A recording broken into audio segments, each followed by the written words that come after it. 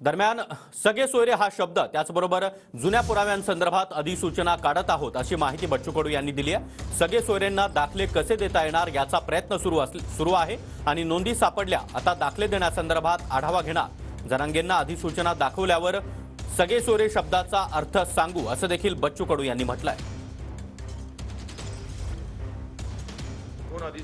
तीन अधिसूचना आपण काढतोय। सगळे सोयरेची जुन्या पुराव्याची जे 33-34 घेतली नव्हती त्याची अधिसूचना निघाली, ते लागू होणार। म्हणजे आपण बऱ्यापैकी आता 2 अधिसूचनेमध्ये हा मार्ग अतिशय सुकर आणि सुलभ करण्याचा आपण प्रयत्न करू।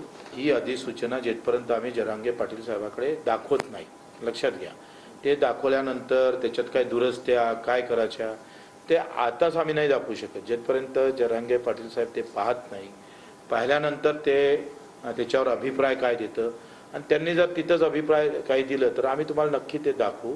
पण आता अधिसूचना त्यांच्याशिवाय आपल्याला दाखवता येणार